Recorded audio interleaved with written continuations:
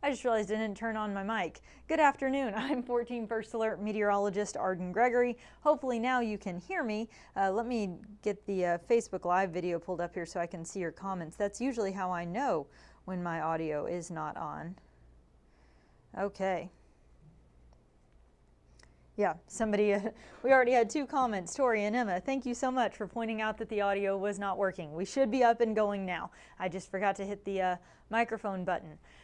So, what I was saying, when you couldn't hear me, is it's mostly sunny in Owensboro right now, but that's not the case everywhere. In fact, we are tracking one isolated severe thunderstorm in Muhlenberg County right now. We'll get to that in just a second. We'll continue to see spotty rain and thunderstorms through the rest of this afternoon and evening, but many of us, like right now in Owensboro, will stay mainly dry. It will be mostly sunny and a little bit warmer on Wednesday, but we've got a couple different chances at rain as we go through the second half of the week as we're tracking 2 cold fronts. Here's that severe thunderstorm warning I mentioned. It's for far southwestern Muhlenberg County. So we're talking around Weir and areas to the southwest from there. This includes Christian and Todd counties as well, just outside of the tri-state. This warning goes until 2:45 p.m. and it's for the possibility of some 60-mile-an-hour wind gusts and quarter-size hail within this thunderstorm right here that is just right on the edge of Muhlenberg County. But really, for most of us, it's dry and even mainly sunny. I mean, anywhere you see that gray map breaking through, that's mainly sunny skies. So we've got some clouds and a shower in southern Illinois. Most of the rain, though, is off to our east-southeast. This rain stretches from central Kentucky down into Tennessee, and we're just kind of caught right on the edge of it here. So we're seeing some rain in Ohio and Muhlenberg counties mainly.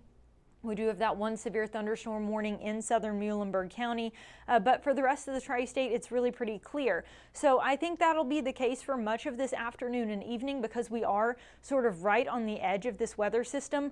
Most of this is going to stay off to our east-southeast, but we'll still see the chance for some isolated showers and storms, especially in the southeastern portion of the tri-state. Ohio and Muhlenberg counties in particular could see some isolated showers and storms through the rest of this evening, and there's even an isolated chance at some rain through the first half of the night tonight. Then after about midnight, that rain really tapers off pretty quickly, and the sun breaks out by tomorrow morning. Mostly sunny throughout the day Wednesday.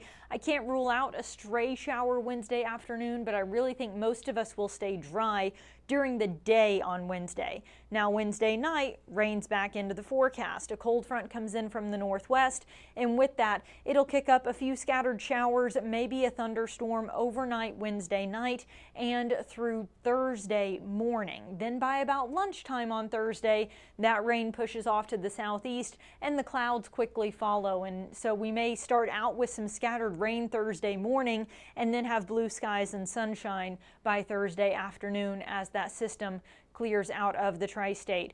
We're not really anticipating any additional severe weather. I'm really thinking that warning in Muhlenberg County is kind of a one-off. You'll notice we're not outlooked for severe weather. We're outlooked for just general run-of-the-mill thunderstorms, and that's not just today. It's tomorrow and Thursday as well, as any chance of severe weather is expected to stay off to our southeast, but as we just saw, a stray thunderstorm could really get going and maybe produce some gusty winds or some small hail, but it's a slim chance. Most likely, this is just going to be scattered showers, maybe a pocket of heavy rain and a few rumbles of thunder. As for our temperatures, sitting in the mid-80s in most locations right now. It's 85 in Evansville and Owensboro, and we're pretty close to our high for the day. We may tack on another degree or two. Some of you may get to 86, 87, but we're pretty close to our high for the day, and our temperatures will then drop back out of the 80s and through the 70s this evening.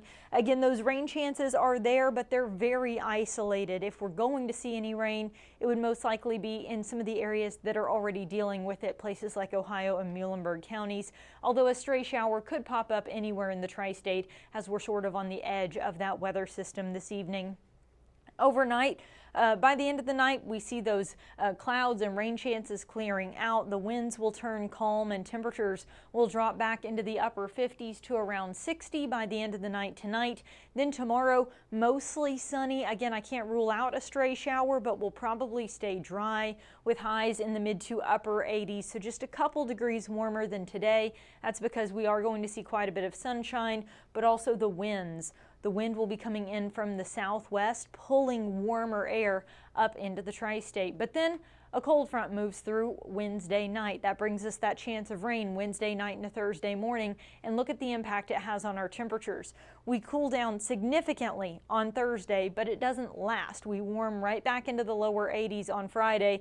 Then we cool down again as we've got two different cold fronts that we're tracking, one Wednesday night into Thursday morning and another Friday night into Saturday morning. So let's take a look at that.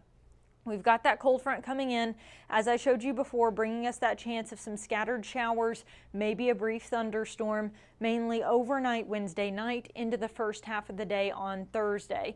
Also notice behind this cold front, that shift in our wind, cool, dry air will be coming in from the northwest on Thursday, which brings us a really nice little drop in our temperatures. So there's a lot of things working for us as far as the cooler weather is concerned on Thursday. One, you do most of your warming up during the first half of the day. So during the morning, it gets warm, warm, warm, and then you kind of even out and you peak in the afternoon and then you start to cool back off again, right? So if it's cloudy and rainy all morning long, by the time that the clouds clear out of here and we get sunshine in the afternoon, we're already at the point in our day where we're usually pretty close to our warmest time of the day already. So if that's making sense, I know I'm kind of rambling at this point, but the point being, when it's cloudy and rainy in the morning, your temperatures really take a hit. They struggle to warm up if the sun doesn't come out till noon. On top of that, that rain Wednesday night into Thursday morning is due to a cold front. So Thursday afternoon, we've got this nice refreshing breeze coming in from the northwest. So between those two things, I think we'll see about a 10-degree drop from Wednesday to Thursday. We're looking highs in the mid to upper 80s Wednesday. Then as we get on the backside of that cold front, mid to upper 70s on Thursday. But that does not last. By Friday, our wind direction already shifts again, and we start to see that warmer air flowing in from the south. So we bounce back into the low 80s on Friday. But there's another cold front on the way. That second cold front swings through Friday night. We'll be watching this one pretty closely. We're not expecting any severe weather or anything like that. The concern is, even if it's just a little rain, it could still impact Friday night football.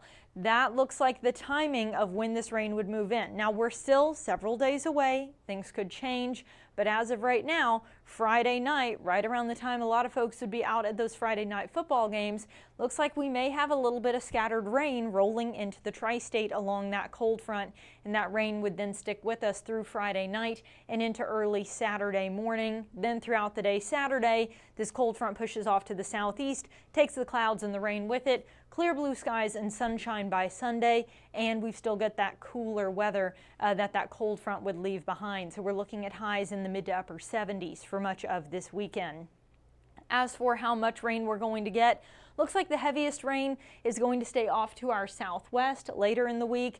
As for the heavy rain today, it'll most likely be off to our southeast and central Kentucky. So from now through Saturday morning, as we've got three different chances at rain here, none of them look really widespread or heavy. I would say for most of us, we'll probably pick up around a ½ inch of rain from the system from the systems over the next few days.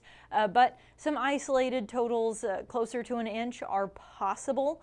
It's also possible with the scattered nature of this rain, some of us might get missed and you might get essentially no rain at all. But this is the best shot at some rain we've had in quite a while, and we need it. The tri-state, most of us sitting in abnormally dry conditions right now, which is kind of the first step toward drought. And there's already a moderate drought in many areas all around us. Off to the east, the south, and the west, we've got areas in this sort of tan color here, which is moderate drought. So there's already drought looming across the tri-state. I would not be at all surprised if we don't get put into moderate drought when this monitor updates on Thursday. But we have rain on the way. So here's hoping that that rain is good, steady, widespread rain, which is really what we need. But it does look like it may end up being scattered. So some of us may get quite a bit of rainfall. Others may get little to nothing, but either way, it's not going to be as much rain as we could actually use right now, as it does look like it'll be just a few scattered showers and maybe a thunderstorm. Again, this is mainly Wednesday night into Thursday morning, then again Friday night into Saturday morning. We may have another shot at some rain as we get toward the middle of next week, but that's still several days away, so it's looking a little iffy. With those multiple cold fronts, we do have some changes in our temperatures, mid to upper 80s tomorrow, then back into just the mid 70s on Thursday. We bounce back into the low 80s again on Friday and then drop back into the mid 70s again on Saturday. Then we've got upper 70s to low 80s as we get into the first half of next week.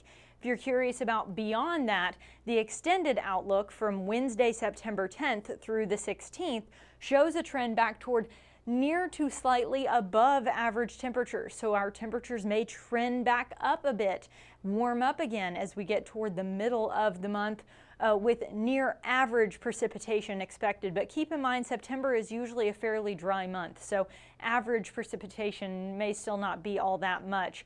For those of you curious about the tropics, we're not currently tracking any named storms, but we may be very soon. There is a system just off the coast of Africa that has been highlighted as it moves westward across the Atlantic. There's a 70% chance that it is eventually going to turn into a named tropical cyclone. And if it does, it would be Gabrielle. That's the next one on the list. So we had Aaron, we had Fernan.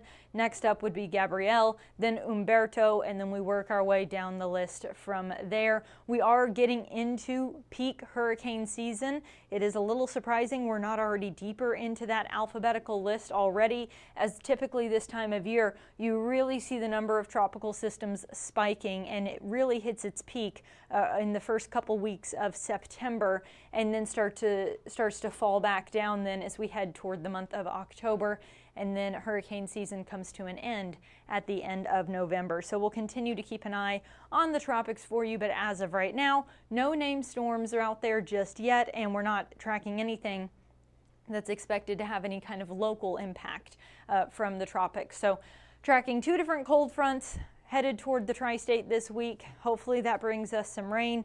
Not expecting severe weather, but we do have that one isolated thunderstorm in southern Muhlenberg County right now that may have produced some gusty winds and small hail. So you can't rule it out, but it's unlikely that we'll see any additional severe weather through the rest of this week. Checking in on the comments. Glad to hear that the audio is working now, Samantha. Hello, Chris from Princeton. Hi, Janetta from Newburgh.